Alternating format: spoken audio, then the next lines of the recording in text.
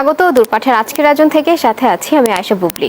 দর্শক আপনারা তো জানেন আমাদের এই অনুষ্ঠানটি আমরা আয়োজন করে থাকি বিভিন্ন ধরনের কোর্সের মাধ্যমে, যা দেখে আপনারা ঘরে বসে স্বল্প সময়ে অল্প পুঁজিতে হতে পারেন উদ্যোক্তা। দর্শক, আমাদের এবার পিঠা উৎসব উপলক্ষে এবারের কোর্স চলছে শীতের পিঠা তৈরি। আমাদের আজকের বিষয় থাকছে ডালিম কুমার পিঠা এবং গাঁদা ফুল পিঠা, এবং এই সুন্দর পিঠাগুলি যিনি দেখাবেন তিনি হচ্ছেন ফারিহা আহসান, পরিচালক গার্নিশ অ্যান্ড স্পাইস ক্যাটারিং। আপনাকে স্বাগত জানাচ্ছি। কেমন আছেন? আলহামদুলিল্লাহ আপু, ভালো আছি। আপনিও ভালো আছেন? জি ভালো আছি।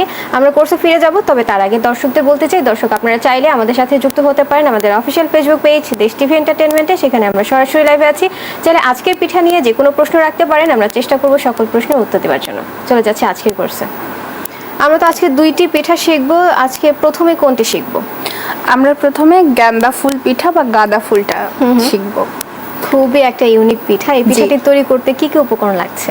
অ্যাকচুয়ালি আপু, এই পিঠাটা ভীষণই অর্নামেন্টাল একটা পিঠা। এটা মেইনলি দেখা যায় গ্রাম বাংলার বিয়েগুলোতে, তারপরে বর বউয়ের জন্য যে তত্ত্ব পাঠায় সেই ডালাগুলোতে। তো এই পিঠাটা ওইভাবেই পাঠানো হয়। আকৃতি জি একদম, হ্যাঁ একদম গাঁদা ফুলের মতোই হবে। আর এই পিঠাটা বানানোর জন্য আমাদের লাগবে চালের গুঁড়ি এবং খুবই অল্প ইনগ্রেডিয়েন্ট। এবং আমরা কিন্তু সবচেয়ে বড় মজার কথা যে আমরা কিন্তু কোনো রকমের ফুড কালার ইউজ করছি না। এবং এটাতে কিন্তু কোনো রকমের তেলে ভাজা বা আনহেলদি কোনো ইস্যু নেই। আচ্ছা, ভীষণই হেলদি। এবং সব কিছু আজকে দেখতে পারবেন যে শীতের ফলগুলো দিয়ে কিভাবে সুন্দর মতো পিঠাগুলোকে বানানো যায়। এটা দেখতেও যেমন সুন্দর তেমন খেতেও দারুণ মজা। বাহ, তাহলে আমরা দেখি নেই কি কি উপকরণ লাগছে। দর্শকদেরকে আমরা ধরে ধরে দেখিয়ে দিব যে কি কি লাগছে, তারপর আমরা প্রসেসিং এ যাব। আমার গাঁদা ফুল বা গাঁদা ফুল পিঠা বানানোর জন্য আমি এখানে কাই করে নিয়েছি। কাইটি করেছি চাউলের গুঁড়া। প্রথমে চাউলের গুঁড়াটা অল্প করে পানি, পরিমাণ মতো পানি নিয়ে তাতে হালকা লবণ এবং সামান্য একটুখানি চিনি। আমরা কি চাল ব্যবহার করেছি? আমরা এটা চালের গুঁড়ো চাল, আতপ চালের গুঁড়ো চালটা ব্যবহার করছি। আচ্ছা, ওটাকে দিয়ে খুব সুন্দর করে কাই করতে হবে।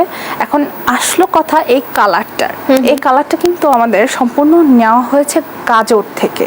আচ্ছা, গাজরটাকে পাল্প করে সেটা ওই কাইটার সাথে মিক্স করার কারণে এই এত সুন্দর একটা কালার হয়েছে।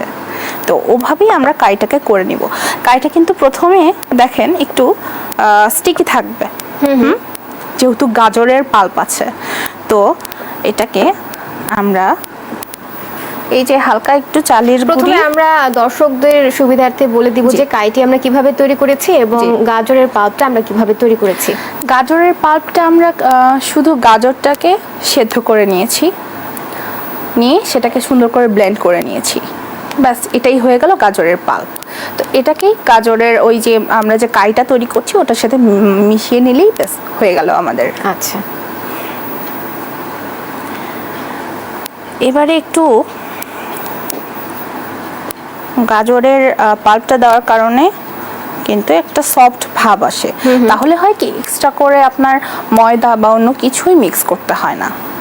এক্ষেত্রে আপনার খুব সুন্দর একটা ট্রান্সপারেন্ট একটা হলুদ লুক আসবে এবং ডিজাইনগুলো খুব ভালো করে করতে ফুটবে। এখানে তো আমরা গাজরের পাল্প দিয়ে কালারটা এনেছি, চাইলে কি আমরা ফুড কালার ব্যবহার করেও করতে পারি? ফুড কালার আসলে আগের যুগে তো এরকম ভাবে ফুড কালার ইউজ হতো না। আসলে মেইনলি খাবারের যে বিভিন্ন রং আছে, যেমন বিটরুট আছে, ডালিম আছে, তারপরে গাজর আছে, বিভিন্ন কালারফুল কালারটা পেতে পারি। এখন কেউ যদি চায় যে ভালো মানের ফুড কালার দিয়ে করবে তাহলে তারা করতে পারে।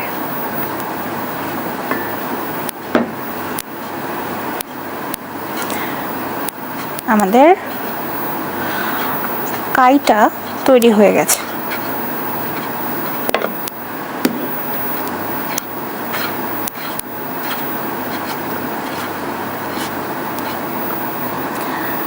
এবারে আমি একটু তেল হাতে মাখিয়ে নিচ্ছি যাতে আমাদের কাইটাকে সুন্দর করে গাঁদা ফুল বানানোর জন্য। এখানে আমরা কোন তেলটি ব্যবহার করেছি? আমরা এখানে সাদা তেল, যে কোনো সাদা তেল, ঘি ব্যবহার করতে পারি, বাটার ব্যবহার করতে পারি, কিন্তু কোনোভাবেই সরিষার তেল না, অলিভ অয়েলও না। তো এই যে দেখেন আমি সমান করে দুটো মতন বানিয়ে নিলাম। আমার তো কাই বানানো হয়ে গেছে, তাই না? এবারে আমরা মেইন টুইস্টে যাব। শুধু শুধু এটার ভেতরে কিন্তু ভীষণ গুণগত মান আছে, অনেক কিছুই আছে। তার মধ্যে এখন আমরা আমাদের এটার ভেতরে যাবে আমাদের পুর। এই পুরটাকে আমরা রেডি করে নিয়েছি হচ্ছে গাজর এবং মুগ ডাল। আচ্ছা, একসাথে মুগ ডালটা প্রথমে আমরা হালকা 1 চিমটি লবণ দিয়ে সেটাকে সেদ্ধ করে নিয়েছি। কতটুকু পরিমাণ নিয়েছি? এখানে মুগ ডাল আছে আপনারা হাফ কাপের মতো মুগ ডাল এবং 1 কাপের মতো গাজর। আচ্ছা, মানে মুগ ডালের ডাবল হবে হচ্ছে গাজর, কারণ গাজর জিনিসটা কিন্তু মিয়ে যায়। সেই জন্য মুগ ডালের ডাবল গাজর হবে। এবং এতে আছে একটুখানি জয়ফল গুঁড়ো এবং এলাচি গুঁড়ো। আচ্ছা, তারপরে আছে হলো সেখানে তো পরিমাণটা কেমন দেব? জাস্ট পিঞ্চ, 1 পিঞ্চ, যতটা ততটা, এর চেয়ে বেশি দেওয়া যাবে না, কারণ একটা উগ্র স্মেল তখন তৈরি চলে আসবে। গাজরটা এটা আমি গাজরটার সাথে কালারটা আরো সুন্দর হওয়ার জন্য এটার সাথে না সামান্য 1 চা চামচ বিটরুটের কুচি ইউজ করেছি। তাহলে দেখবেন যে গাজরটার এই পুরটা কিন্তু খুবই সুন্দর হয়। আমরা কিন্তু শেষে দেখাতে পারবো যে এটা বানানো হয়ে গেলে কেটে দেখাতে পারবো যে ভেতরে কতটা সুন্দর হয়েছে। তাহলে আমি দুটো পিঠার জন্য আমি এরমভাবে কিছুটা পুর, আমরা তো পুর নিয়ে কথা বলছিলাম যে এখানে আমরা ডাল দিয়েছি আর হচ্ছে গাজর দিয়েছি, আমরা প্রসেসিংটা কিভাবে করেছি? গাজরটাকে কুচিয়ে নেবেন। গাজরটা কুচিয়ে নিয়ে ডালটাকে তো সেদ্ধ করেই নিলাম। গাজরটা কুচিয়ে নিয়ে তার কড়াইতে ঘি অথবা বাটার, তার ভেতরে ওই যে বললাম যে এলাচি গুঁড়ো দিবেন এবং জয়ফল গুঁড়ো দিবেন। দারুচিনি এসব কিছু না, বা তেজপাতা এসব কিছু না, শুধুমাত্র এটার ফ্লেভার আসবে হচ্ছে জয়ফল থেকে এবং এলাচি থেকে, সাদা এলাচি থেকে। আপনার ঘিটা হিট হয়ে আসলে তখন যে গাজরটা খুব ভালো করে ফাইনলি গ্রেট করে রেখেছি আমরা, সেই গাজরটাকে আমরা ওই প্যানে দিয়ে দেব। হ্যাঁ, দিয়ে খুব ভালো করে জাস্ট 1 পিঞ্চ দিব, লবণ দিব, ব্যাস। তা খুব ভালো করে সেটাকে একটা কাঁচা কিন্তু স্মেল থাকে গাজরের, অতক্ষণ পর্যন্ত একটু ভাজবো যাতে কাঁচা স্মেলটা চলে যায়। কাঁচা স্মেলটা চলে যাওয়ার পরপরই আমরা সেটাতে দিয়ে দেব হচ্ছে আমাদের যে সেদ্ধ করে রাখা মুগ ডালটা, সেটা দিয়ে তারপরে আমরা দিয়ে দিব তাতে গুড়। এখানে ডাল আমরা ম্যাশ করে না হ্যাঁ, কি হচ্ছে যখন সেদ্ধ করে নেবেন না, একদম নরম হয়ে যাবে, যে হাত দিয়ে এভাবে করলে একদম গলে যাবে। ওটাই জাস্ট হাত দিয়ে মুথেও নিতে পারেন, অথবা আপনি যখন ঢেলে দিবেন তখন ওটা একা একাই মিক্স হয়ে যাবে। আচ্ছা, খুব ভালো করে মিক্স হয়ে যাবে। এক্ষেত্রে আলাদা করে ব্লেন্ডের না, ব্লেন্ড করলে হয় কি, ওটা আপনি তখন পুরটা বানাতে যাবেন তখন কিন্তু এক্সট্রা ভাবে ঢিলা হয়ে যায়, সেক্ষেত্রে আরো বেশিক্ষণ পাকাতে হয়। যত বেশিক্ষণ পাকাবেন আপনার ফলের গুণগত মানটা তত কমতে থাকবে। তো আমরা চেষ্টা করব যে লিকুইড ইনগ্রেডিয়েন্টটা যেন খুব কম হয়। এমনিতে আমাদের গুড় যাবে, গুড় গেলে একটু পানি ছাড়বে, একটু লিকুইডিশ হবে, তখন তো আরো একটু জাল হবে জিনিসটা। এমনিতে কিন্তু জাল হচ্ছে। তো আমরা চেষ্টা করব যে খাবারের গুণগত মান বজায় রেখে এটাকে খুব সুন্দর এরকম করে এই টেক্সচারে, দেখেন এই টেক্সচারে কিভাবে নিয়ে আসবো সেরকম করতে হবে। আমরা এক্ষেত্রে কতক্ষণ জাল করছি চুলাতে? যতক্ষণ পর্যন্ত আমাদের এই টেক্সচারটা না আসছে এবং কড়াই থেকে যে উঠে আসার ব্যাপারটা, এই ব্যাপারটা যতক্ষণ পর্যন্ত না আসছে ততক্ষণ পর্যন্ত আমরা জাল করতে থাকবো। আর এখানে কি অনবরত নাড়তে হবে নাকি? হ্যাঁ, অবশ্যই অনবরত নাড়তে হবে, কারণ যেহেতু ডাল আছে একটু পুড়ে যাওয়ার পসিবিলিটি বেশি আছে। এই জন্য অনবরত নাড়ার উপরে থাকতে হবে। আর একটা ঘি বা অয়েল যেটাই দেন একটু পরিমিত দিতে হবে, কারণ বেশি দিয়ে দিলে কিন্তু সেটাকে আপনি পিঠার মধ্যে যখন আপনি এটাকে ভরবেন ও কিন্তু বেরিয়ে আসতে চাইবে, ও কিন্তু ওটাতে স্টাক করে থাকবে না। সেক্ষেত্রে আমরা তো 1 কাপ গাজর নিয়েছি, আধা কাপ হচ্ছে ডাল নিয়েছি, আমরা ঘি দিয়েছি কতটুকু? ঘি আমরা দিয়েছি অনলি 2 টেবিল স্পুন। আচ্ছা, এর চেয়ে বেশি দেওয়া যাবে না, বরং এর চেয়ে কম দিলে আরো ভালো। ঠিক আছে, আমরা এবারে এই পুরটা না আমরা এমনভাবে দেব, কমও না বেশিও না, এমনভাবে দেব না যে আমরা যখন পিঠাটা শেপ দিব সেটাকে পিঠা ছাপিয়ে বেরিয়ে আসবে বা ফেটে বেরিয়ে আসবে এরকম দেওয়া যাবে না। তো পুরটাকে মিনিমাম অ্যামাউন্টে দিতে হবে।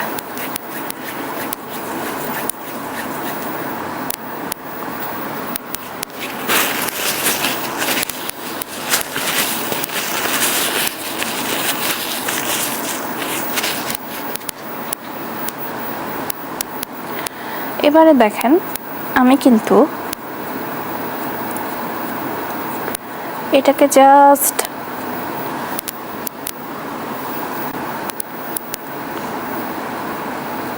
এখন আমরা কি করে নিচ্ছি এটা? আমরা এই যে পুর ভরবো এই জন্য এখানে একটা জায়গা বানিয়ে নিচ্ছি সুন্দর করে, যাতে পুরটাকে খুব সুন্দর করে আমরা ভরে দিতে পারি। এই যে দেখেন একদম বাটির মতো হয়ে গেছে। তো এই বাটির ভেতরে আমাদের পুরটাকে দিয়ে দিতে হবে। এরকম বাটির মতো করে এই যে এরকম করে এই হাতটা দিয়ে এটাকে এভাবে একটু প্রেস করবেন, যাতে আমাদের পুরটা ভেতরের দিকে চলে যায় এবং এই যে দেখতে পাচ্ছেন ময়ানটা এটাকে সুন্দর করে নিচের দিকে সিল হয়ে যায়। এক্সট্রা কোনো কিছুই থাকা যাবে না। এক্সট্রা কিছু যদি থাকে তাহলে কিন্তু এটা রেজাল্টটা খারাপ আসবে, দেখা যাবে যে সুন্দর লাগছে না ব্যাপারটা, অথবা কোনো একটা জায়গায় পাতলা হয়ে গেল, কোনো একটা জায়গায় মোটা এক্সট্রা হয়ে বলতে গেল। কি বুঝছি যে আমরা মানে এই যে আমরা বাটিটা বানালাম, এই বাটিটার কোনো একটা জায়গায় যদি একটু বেশি থেকে যায় তাহলে হবে কি, যখন আপনি এই পিঠাটা সম্পূর্ণ কিন্তু ভাপে হবে, ভাপ যখন দেবেন দেখা যাচ্ছে একটা মিনিমাম টাইম ধরে দেবেন। আপনি বেশি মোটা হয়ে যাওয়ার কারণে দেখা যাবে সব জায়গায় সেদ্ধ হয়ে গেছে কিন্তু ওই জায়গায় একটা কাঁচা কাঁচা ভাব রয়ে গেছে, তো ওখানে সেই ক্ষেত্রে একটু খেতে খারাপ লাগবে। আচ্ছা,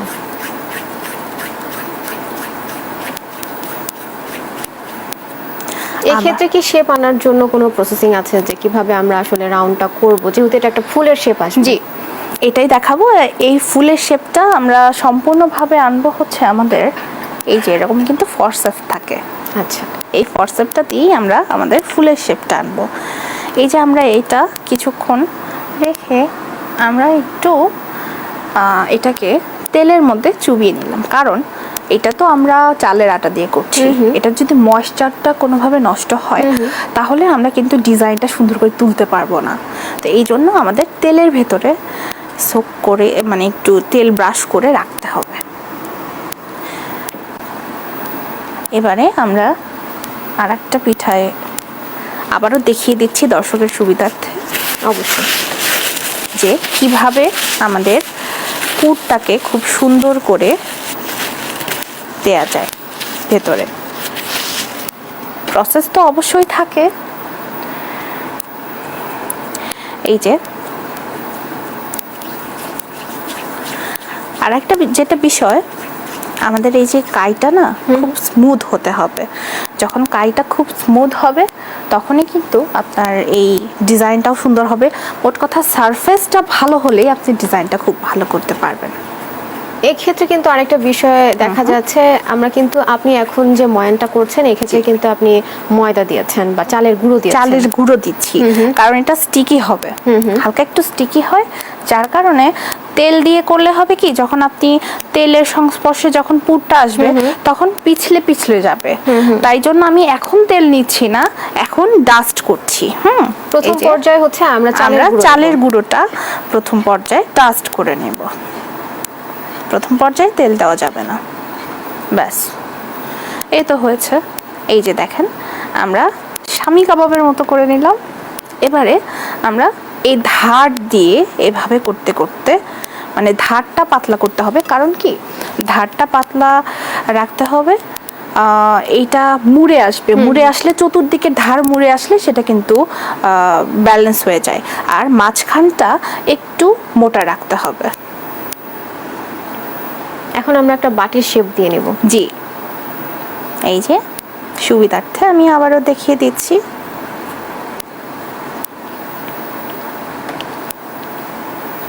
এই যে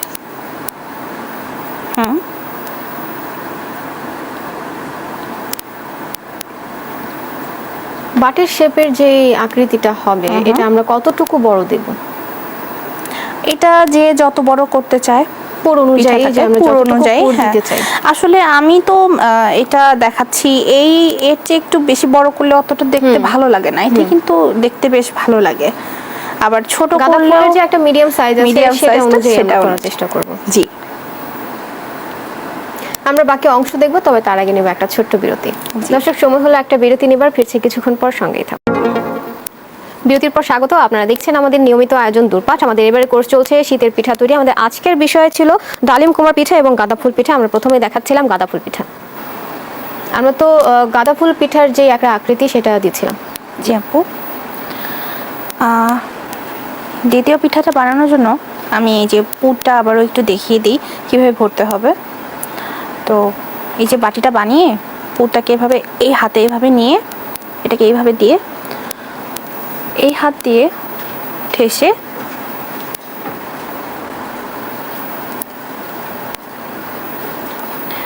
এভাবে গড়িয়ে নিলেই আমাদের পিঠাটা হয়ে গেল। এরপরে জাস্ট একটু তেলে করে নিয়ে এখানে রাখলাম। এবারে আমরা আমাদের পিঠার ডিজাইনে চলে যাব। ডিজাইন করার জন্য কি লাগছে এখানে? আমাদের ডিজাইন করার জন্য আমাদের একটা ফরসেপ লাগছে, এর চেয়ে বেশি কিছু না। বাহ, এই সামান্য ফরসেপ দিয়ে কিন্তু আমরা আমাদের পিঠাটাকে খুব ভালো ডিজাইন করে নিতে পারবো। এই যে সবার সুবিধার্থে আমি একটু দেখিয়ে দিচ্ছি। কাজ করার আগে ফরসেপটাকে বারবার করে একটু তেলে ডুবিয়ে নিতে হবে, একটু গ্রিস করে নিতে হবে, যাতে ফরসেপের সাথে আটাটা লাগিয়ে না যায়। এই যে এইভাবে ফরসেপটাকে ঢুকিয়ে একটু চিমটি দিয়ে নিতে হবে, তাহলেই কিন্তু আমাদের ডিজাইনটা একদম হয়ে যাবে। এই যে দেখুন, আমি কিন্তু আবারও তেলে ডুবালাম। তেলে না ডুবালে হবে কি, লেগে যাবে ফরসেপটার সাথে। এবার এটাকে আমরা প্রথমে মাছ থেকে শুরু করব। সাইড দিয়ে করতে করতে আসবো, এরকম ঘুরতে ঘুরতে আসবো। মাছ থেকে করলে আসলে আমরা তখন না ধরতে পারবো না জিনিসটাকে। এভাবে আমি যে ধরে আছি, মাছ থেকে করলে আর ধরতে পারবো না।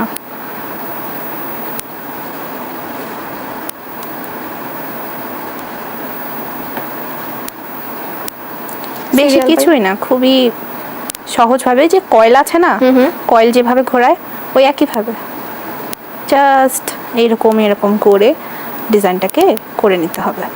এক হাত দিয়ে ধরে রেখে আরেক হাত দিয়ে ডিজাইন করব। হ্যাঁ,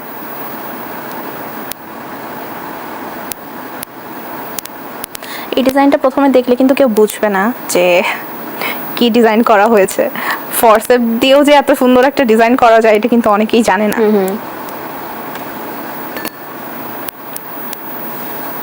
আসলে সৃজনশীল অনেক কিছু করতে গেলে না মানে অনেক কিছুর দরকার হয় না, হাতের কাছে যা কিছু আছে সেটা দিয়ে দারুণ কিছু করা যায়।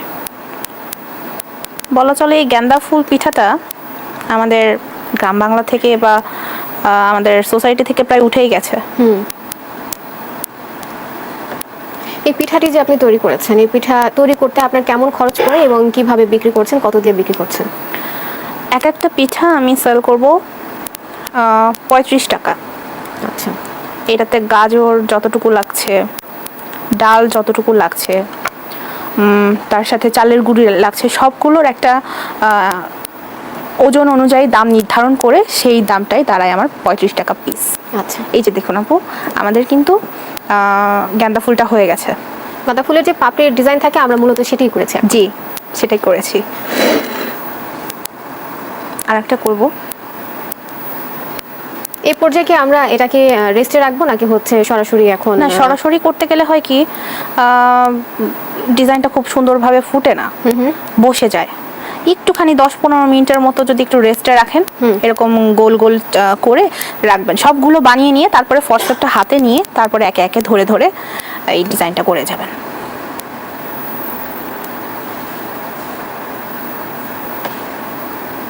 এটা কিন্তু চাইলে ভাপ দিয়ে তো করেনি, এটা ভাপ দিয়েই করে।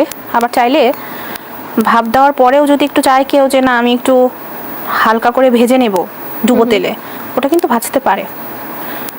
ডুবো তেলে ভাজলে হবে কি, আমরা কিন্তু অনেক সময় জার্নি করি, আমাদের দেখা যায় তত্ত্ব পাঠাচ্ছি, তত্ত্বতে যেতে হলে অনেক গাড়ি টাড়িতে যায়, তো সেক্ষেত্রে ঝাঁকিটাকি খায়।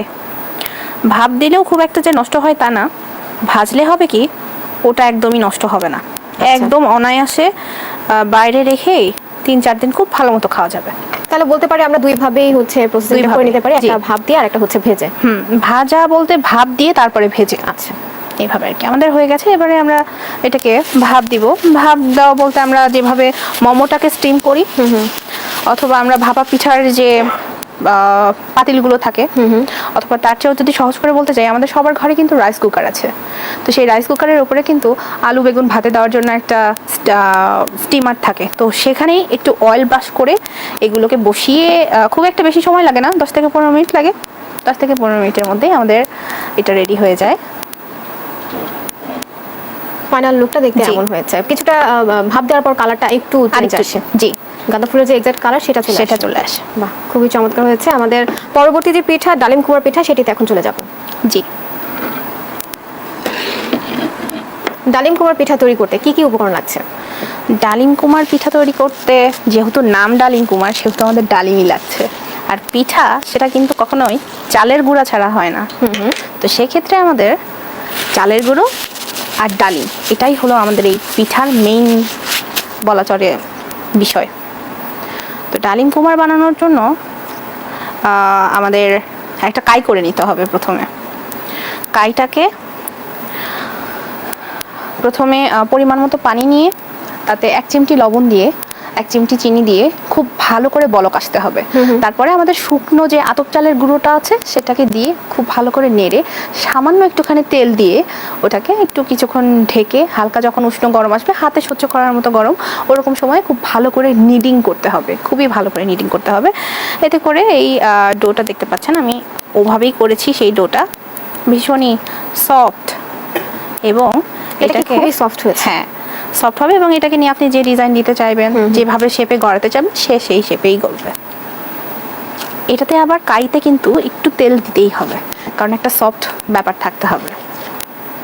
কাইটা তৈরি করার পর আমরা কি করব? কাইটাকে তৈরি করার পরে আমরা একটা পুর করে নিব। যেহেতু ডালিম কুমার পিঠা, সম্পূর্ণ কিন্তু ডালিমের রসেই হয় এই পিঠাটা, ডালিমের রসে হয় এবং এটাকে ডালিমের দানাও দেওয়া হয় ভেতরে। সাথে দিতে হয় হচ্ছে বাইন্ডিংয়ের জন্য একটুখানি ডাল আছে না, মুগ ডাল সেদ্ধটা। সো আমাদের এটা ময়ান দেওয়া হয়ে গেছে। আমরা এখন এটা আমাদের ডাল এবং ডালিমের রস একসাথে জাল করা আছে গুড় দিয়ে, যে যতটুকু গুড় দিয়ে, হ্যাঁ গুড় দিয়ে, যে যতটুকু মিষ্টি খেতে চাই সেই পরিমাণ গুড় দেবে। আচ্ছা, টেস্ট বাডের উপর নির্ভর করে। আমরা এটাতে পুর সম্পর্কে আমরা আরেকটু জানবো যে আমরা কতটুকু পরিমাণ দিয়েছি এবং কিভাবে আমরা এটা প্রসেসিং করেছি। এইটাতে ওই 1/2 কাপের মতো ডালের সাথে আমরা দিয়েছি হচ্ছে 2 কাপ পরিমাণ ডালিমের রস। এটা ডালিমের রসটা সম্পূর্ণভাবে যাবে এবং ডালিমের রসটা থেকে যে মিষ্টি একটা ব্যাপার থাকে, ডালিমের রসটা যখন জাল দিতে থাকবেন তখন ওটার মিষ্টটা আরও বেশি বাড়তে থাকবে। তো এক্সট্রাভাবে অনেকগুলো পরিমাণ মিষ্টি দেওয়ারও কোনো একটা দরকার নেই। তাও যদি দিতে পারেন গুড়ের মিষ্টি, সেটা চিনির থেকে ভালো দিতে পারেন। গুড়টা আমাদের পরিমাণ মতো দিতে হবে, যেহেতু ডালিমের মিষ্টি আছে। হ্যাঁ, যেহেতু ডালিমের মিষ্টি আছে সেক্ষেত্রে আমাদের ওভাবে পরিমাপ করে দিতে হবে। আর সব মিষ্টিতেই তো অবশ্যই 1 চিমটি লবণ যায়, সেটা ব্যালেন্সের জন্য, মিষ্টির একটা ব্যালেন্স। হ্যাঁ,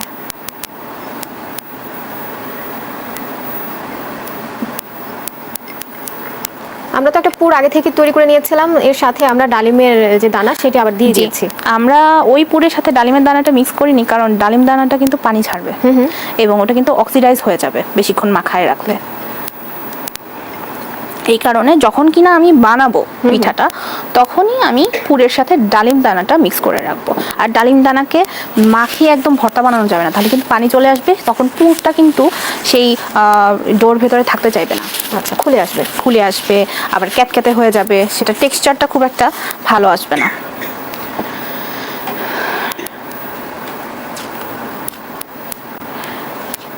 ডালিম কুমার বানানোর জন্য আমরা একসাথে 2টো কালার দিয়ে বানাতে পারি। এতে হয় কি, এটা দেখতে খুব সুন্দর লাগে, অর্ধেকটা ডালিমের যে টকটকে একটা ব্যাপার আছে কালার, আর অর্ধেকটা সাদা, বেশ ভালো লাগে দেখতে। আমি ওটাই করব এখন।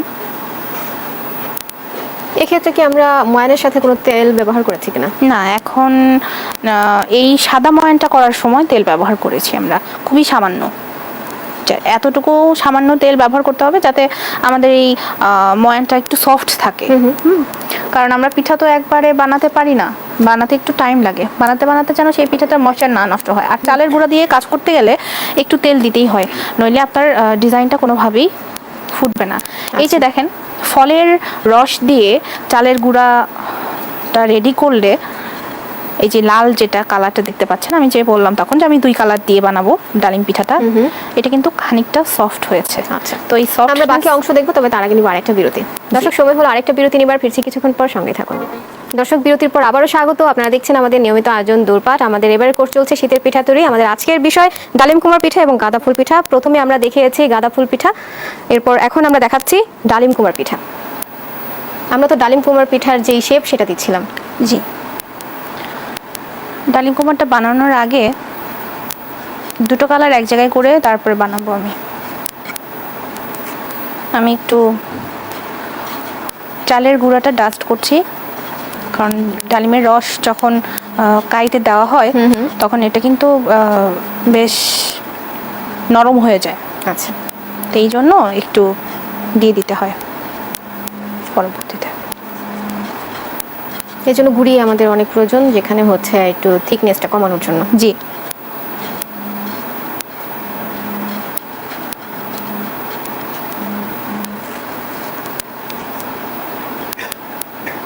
এই পর্যায়ে আমরা কতক্ষণ এরকম ময়ান করে নিব?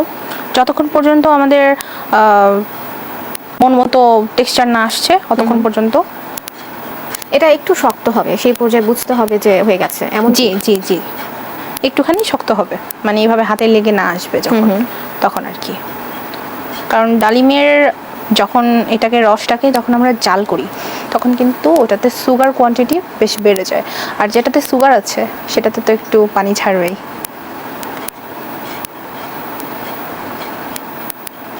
এই তো হয়ে গেছে। এটা যদি কিছুক্ষণ আবারও রেখে দেওয়া হয় দেখবেন আবারও নরম হয়ে গেছে, তখন আবারও একটু ডাস্ট করে জি। আসলে এই ডোগুলা কিন্তু সংরক্ষণ করতে যদি কেউ চায় তাহলে সেক্ষেত্রে অবশ্যই একটু ঢিলা করে রাখতে হবে, মানে একদম এরকম কঠিন করে রাখা যাবে না, একদম শক্ত। এই যে এটা যেরকম নরম আছে দেখছেন, এরকম ধরনের করে রাখতে হবে। কারণ দীর্ঘক্ষণ রাখার পরে ধরেন 4-5 দিন রাখলেন, ওটা কিন্তু ড্রাই ভাবে রাখলে ওটা আরো ড্রাই হয়ে যাবে। তখন আপনি কোনো শেপ দিতে চাইলে ওটা সুন্দর করে আপনি ওটার সাথে কাজ করতে পারবেন না। আমরা যদি সংরক্ষণ করি সেক্ষেত্রে হচ্ছে ডালিমের যে আকৃতি সেটা দেওয়ার আগে আমরা সংরক্ষণ করবো নাকি পরে সংরক্ষণ করবো? আপনি ডালিমের আকৃতি দিয়েও সংরক্ষণ করতে পারবেন। সেটা কিভাবে? আমরা 2টা প্রসেসই জেনে নিব এই বানাতে। জি, বানানোর পরে একভাবে সংরক্ষণ করা যায়, আর বানানোর আগে যদি আপনি ডোটাকেই সংরক্ষণ করতে চান তাহলে ডোটাকে যখন আপনি একদম নরম থাকতেই ওটা সংরক্ষণ করে ফেলবেন। কারণ তারপরে যখন আপনি দিবেন, কাঁচা আটার গুঁড়ি ওইভাবে না দেওয়াই ভালো। সেক্ষেত্রে আমি বলবো যে আরেকটু আটার গুঁড়িটা শক্ত করে কাই করে নিয়ে ওটার সাথে মিক্স করবেন, তাহলে খুব ভালো হবে। আর ডাস্টিংয়ের জন্য তো আমরা আটার গুঁড়ি ইউজ করছি। এখন আমরা শেপে চলে যাব। জি, আমরা এখন শেপ করব। শেপ করার জন্য আমি এটা থেকে একটু অয়েল ব্রাশ করে নিয়ে এটা থেকে একটু ভাঙিয়ে নিলাম।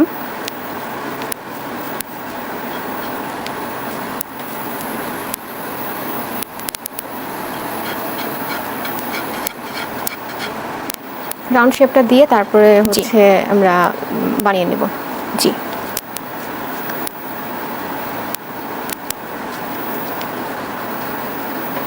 এটা কি আমরা তো গাঁদা ফুলে দেখেছিলাম, আমরা যখন শেপ দিয়েছি একটা বাটি আকৃতি দিয়ে তারপর হচ্ছে করেছে, এটাও কি সেম পদ্ধতি না? এটা ওই একই রকম পদ্ধতি, কারণ যে কোনো পুর ভরার আগে একটু বাটির মতো করে শেপ করে নিলে সেই জিনিসটা সুন্দর হয়।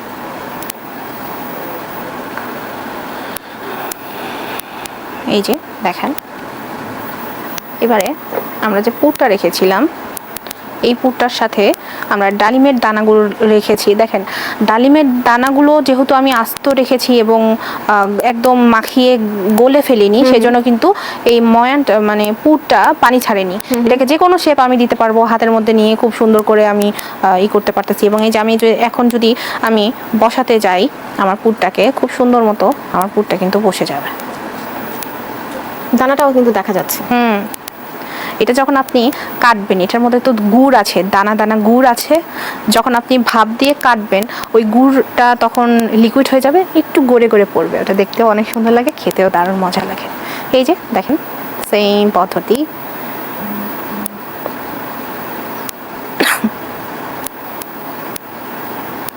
সেম ভাবে আমরা পুরটা ভিতরে দিয়ে দিচ্ছি।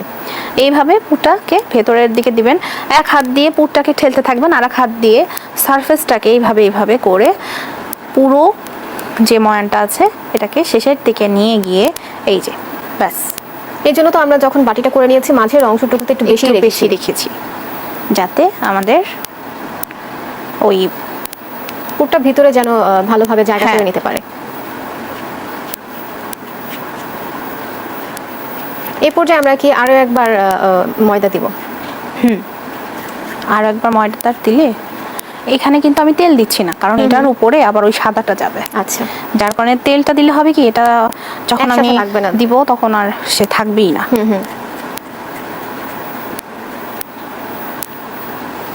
এটাকে আমি একটু সাইডে রাখছি।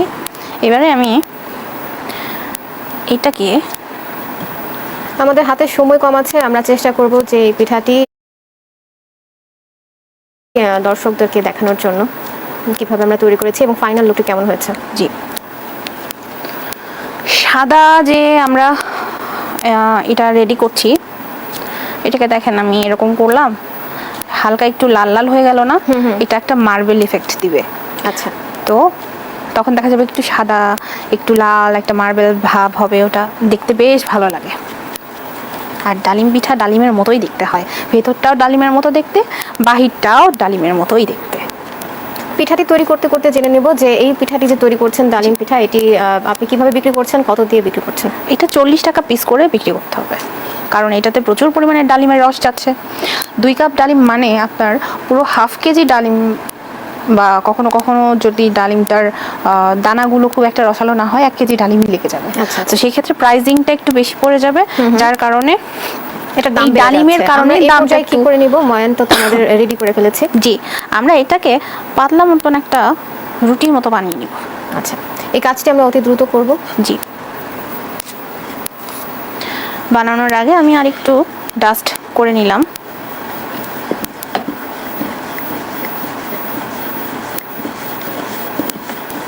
রুটির মতোই আমাদের এই ময়ানটি বেলে নিতে হবে। জি, দেখেন আপু, খুব খেয়াল করলে দেখবেন যে এটা কিন্তু মার্বেল একটা এফেক্ট চলে এসেছে, সাদা এবং লাল।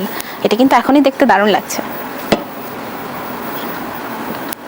এই তো, এবার এই যে বানিয়ে রাখলাম আমাদের লালটা, এটা কি এভাবে মতন আস্তে আস্তে করে এই যে এক্সট্রাটুকু আমি ঝরিয়ে ফেলবো, করে এইভাবে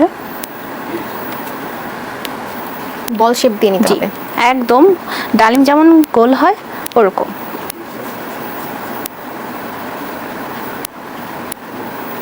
এই পর্যায়ে কি তেল দিতে হবে নাকি তেল ছাড়াই এটা? না, তেল না, এটা যদি কেউ চায় একটু যদি পানি দিয়ে আর একটু নরম করে এই তলাটা ফিনিশিং দেওয়ার জন্য দিতে পারে।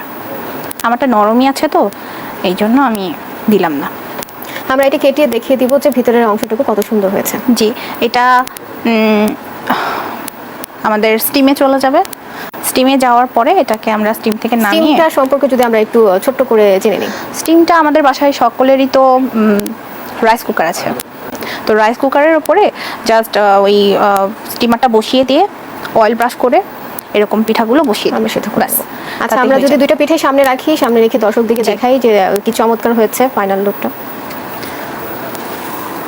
আমাদের ডালিম কুমার, এটাকে যখন আপনি স্টিম করে আনবেন তখন এটার লুকটা মাঝখান দিয়ে কাটার পরে দেখেন ডালিমের দানাগুলো বোঝা যাচ্ছে এবং ডালিমের যে রসটা, বাহ, সেটা কিন্তু খুবই চমৎকার হয়েছে। আজকে যে দুইটি পিঠা তৈরি করেছেন আপনাকে অসংখ্য ধন্যবাদ আমাদের সাথে যুক্ত হওয়ার জন্য।